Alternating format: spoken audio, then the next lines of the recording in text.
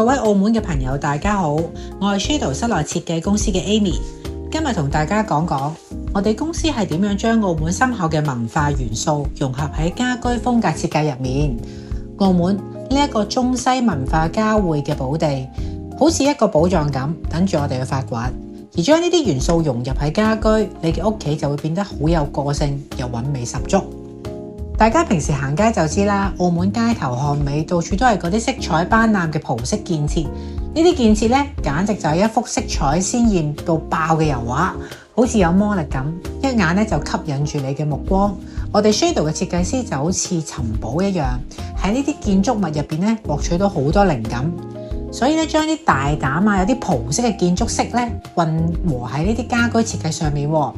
好似葡式建築好出色用嘅黃色啊，同埋藍色咁。黃色係充滿活力，好似一團火咁，發揮咗啲熱情同埋活力。藍色咧就好似靜靜嘅海洋一樣，蘊藏住好多神秘嘅故事。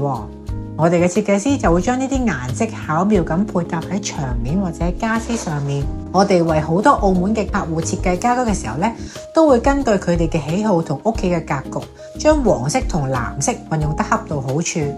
有啲客人呢中意陽光啲嘅感覺，我哋就會將客廳嘅一面牆油到好似葡萄牙小鎮清晨陽光嘅淡黃色咁，再配上精心挑選嘅寶藍色窗簾。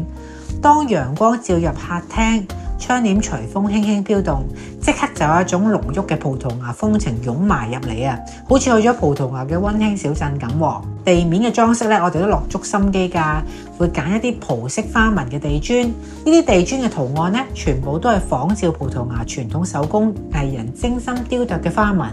精緻到每一條線都充滿住藝術感。鋪喺客廳或者喺廚房，就好似空間鋪上咗一張充滿異國風情嘅地氈咁樣，每行一步咧都好似踩喺藝術嘅殿堂一樣，充滿咗驚喜㗎。再講講澳門嘅中式文化，同樣咧都係我哋設計嘅靈感重要泉源。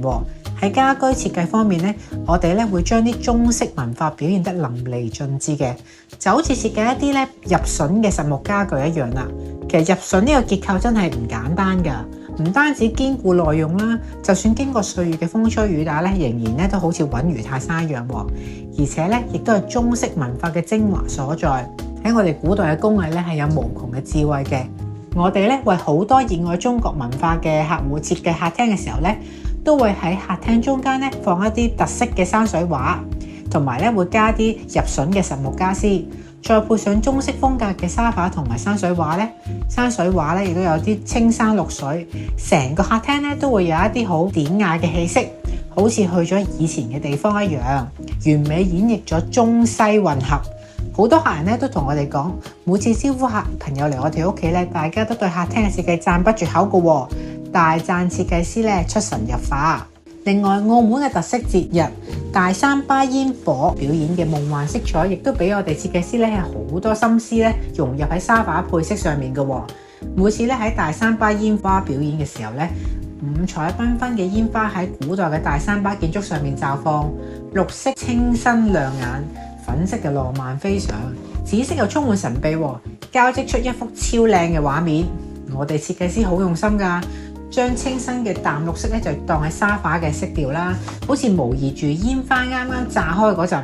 透過嗰股充滿生機嘅綠意，俾人一種好悠閒舒適嘅感覺。跟住又會將浪漫嘅粉色咧用喺梳化嘅靠背啦，好似煙花咧融入喺啲柔和嘅粉色光入邊咁樣，即刻咧為成間屋咧增添咗溫馨嘅氣味。至於神秘嘅紫色咧，就會巧妙咁用喺另一張梳化上面，隨隨便便咁放喺度，就好似夜晚天空裏邊一閃一閃嘅煙花咁一樣。好似之前我哋幫一個年輕客戶設計梳化咁啊，呢款梳化一擺到客廳中間咧，即刻就成個亮點。啲朋友嚟到個個都話好有創意，俾佢驚豔得到，大大提升咗屋企嘅格調。我哋 Shadow 室內設計公司就係通過將澳門嘅葡式文化、中式文化等元素，好似編織咗一張精美嘅網頁一樣咧，就將佢咧擺喺你屋企嘅佈置裏邊，為大家打造一個獨一無二、充滿澳門情懷嘅家居風格。無論你中意葡萄牙嘅熱情奔放，定係痴迷於中式文化嘅古典典雅咧，我哋都有信心通過我哋嘅設計幫你實現夢想。如果你對家居設計有啲咩諗法，想將澳門嘅獨特風格融入你屋企都好，可以隨隨時聯絡我哋 Shadow 室內設計公司。多謝收睇，下次再見啦！